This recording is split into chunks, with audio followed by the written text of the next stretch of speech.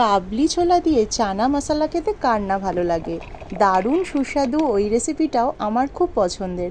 তবে একদম 1 স্পুন অয়েলে একটা দারুণ ওয়েট লস রেসিপি তোমাদের জন্য নিয়ে আসলাম। আমার তো ভীষণ ভালো লাগে। তোমরাও যদি ট্রাই না করে থাকো তাড়াতাড়ি একদিন এই রকমভাবে বানিয়ে নাও। এখানে নিয়েছি একদম কাবলি ছোলা বয়েল, আর তার মধ্যে আমি নুন, হলুদ, লঙ্কা গুঁড়ো দিয়ে বয়েল করে নিয়েছিলাম।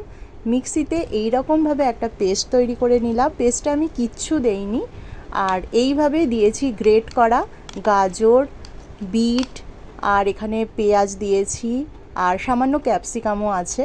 আর এই যে জোয়ানটা দিচ্ছি এটাতে কিন্তু দারুণ একটা টেস্ট হয়। সামান্য আদা বাটা, একটুখানি লঙ্কা গুঁড়ো, হলুদ গুঁড়ো, পরিমাণ মতো নুন, আর তোমাদের পছন্দ হলে তোমরা এটার মধ্যে একটুখানি চাট মশলা দিতে পারো। দিয়েছি এখানে গোলমরিচের গুঁড়ো, আর তারপরে এই বাইন্ডিংটার জন্য একদম অল্প 2-3 থেকে 3 চামচ আমি এখানে বেসন দিয়েছি। আর এখানে একটুখানি প্রোটিন রিচ করার জন্য আরও একটুখানি দিয়ে দিলাম পনির।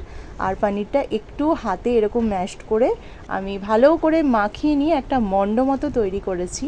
আর দেখো এইবারে আমি একটা টিক্কির শেপ দেব, একদম হাতের তালুতে চ্যাপটা করে নিয়ে তারপরে তোমরা একদম অল্প তেলেই কিন্তু এটাকে দুদিক দিয়ে সেঁকে নিয়ে পরিবেশন করতে পারো। আর হ্যাঁ, এইটার জন্য যদি তোমাদের এয়ার ফ্রায়ার থাকে তাহলে তো ভীষণই ভালো।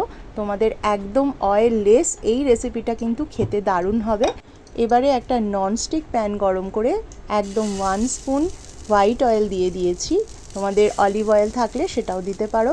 তারপরে পরপর টিক্কিগুলোকে দুপাশ দিয়ে উল্টে পাল্টে একদম আঁচটাকে সিম করে দিয়ে তারপরেই সেঁকবো, নাহলে কিন্তু ভেতরগুলো ভালো করে সেঁকা হবে না। আর এইভাবে এয়ার ফ্রায়ারও কিন্তু দারুণ হয়। রেসিপিটা তোমরা ট্রাই করে দেখতে পারো। আজ সার্ভ করলাম টক দই দিয়ে, তোমরা সস দিয়েও এটা খেতে পারো। চিকপি টিক্কি তোমাদের জন্য অবশ্যই বানিও, আর খেতে কিন্তু সত্যিই ভালো হয়। আর ওয়েট লসের জন্য তো ভীষণ ভালো।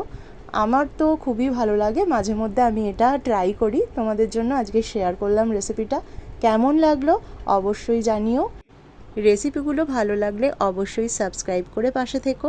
আবারও চলে এসো সুপর্ণার সাথে রান্না দেখতে।